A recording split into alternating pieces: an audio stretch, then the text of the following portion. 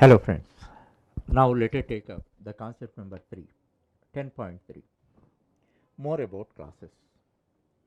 In the previous chapter, I have explained in detail about the classes and all the elements or components of a classes in detail, except few more details. Actually, for the sake of integrity, I didn't want to give those details in the chapter. That's why in this chapter separately we are focusing on those minute details. You must understand all the details and implement in your coding. Then only you can write a complete class. As I told you already, a class is a data type for the object. In object oriented programming, object is the building block. Object is the real thing. For creating any real thing, either in real world or in programming world, a blueprint is required. Such a blueprint of the object is the class. These things many times I explained about that. In a class, you can find two types of members, mainly two types of members, data members and member methods.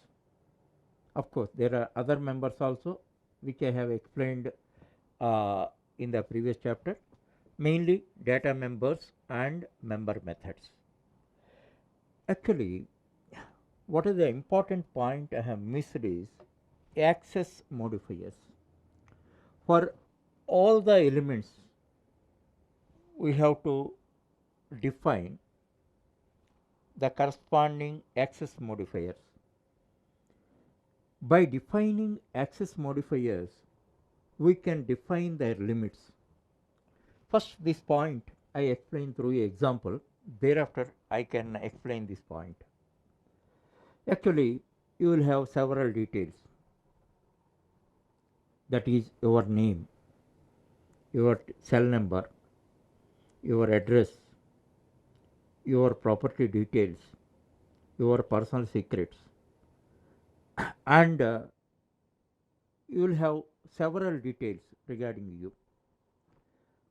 Can you treat all the information alike?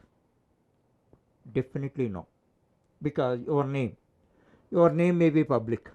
Anybody can know your name, your telephone number may not be that much public, and your address also may not be that much public. Your property details can be known by your people, your family members, not for outsiders. Your personal secrets, those are meant for you or you may share with your friends. Like that, if you take different data items regarding you, you are not giving same status to all the data members. Understand? The same analogy is applicable to the data members also. So, if we have to designate them in such a level, you have to use appropriate access modifier or access specifier you have to use. Actually, in real life, we follow that. Several people come to your home, like a paper boy, a friend, a relative, a family member. Like that, many people come to your home regularly, but they have their own limits. A paper boy comes up to doorsteps. A guest or friend may come up to your drawing room. A relative may come into some inside rooms of your house, and your family members can access any part of the room.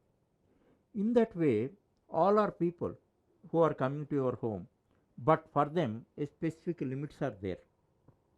In the same manner, for we are using different types of members. different types of elements in our program like class, variables, methods, etc.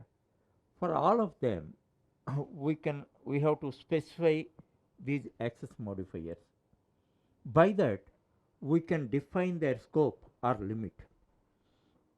So, as far as class is concerned, you must know those details. Then only you can learn about the class fully. Otherwise, some information you are going to miss. In this concept, mainly I am focusing on those elements. And as far as uh, data members are concerned, I have detailedly explained.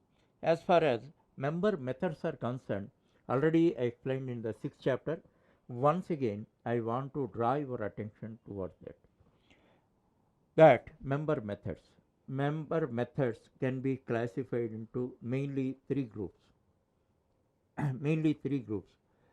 Certain methods which do not take arguments and which do not return a value. Methods which do not take arguments, which do not return a value. And second type, methods which take arguments, and which do not return a value. And third type, members which take arguments and which return a value. So, all methods can be classified into three groups. If you want to divide them in two groups, methods which can return value, which cannot return value. Which cannot return value should be declared with the void data type, already explained to you. In void data type methods, some methods they cannot return value, some methods they can return a value. For that purpose, some real life examples also I have given. A cleaner does not take anything from us, he does not return anything, he cleans room and go. And as far as painter is concerned, he takes some material from us like paint and he does not return anything. That is first type of methods. And third group of methods which take arguments, which do not return anything. The best example is Tailor. For Tailor, he gives cloth and in turn he gives dress.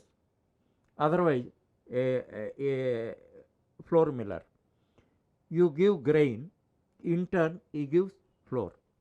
So, that point also you must remember. Such methods which do not return any value should be declared with a void.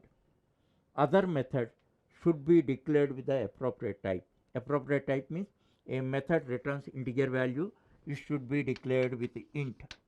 A method returns a double value, you must declare its type as double.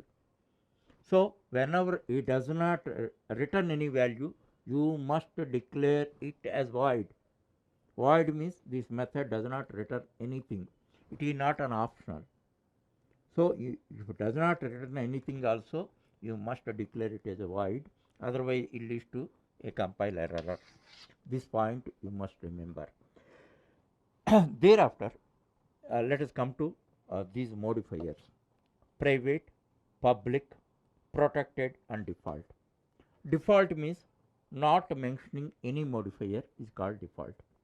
So far, whatever examples we have seen, in that I didn't mention any modifier. That means default. Default means don't expect that you have to write a word, the term default. Default means without using any modifier. Now I give a briefing. Actually, in forthcoming chapters, I can explain in detail about the real utility of these things. And the first one is private. Private. You can declare any data members or member methods as private. If you declare them as private, only the members within the class can access them. It is like a family matter. A family matter means only your family members can know that. So, private is one extreme. whatever members you declare as private, those can be accessed within the class. That means outside elements cannot access them directly.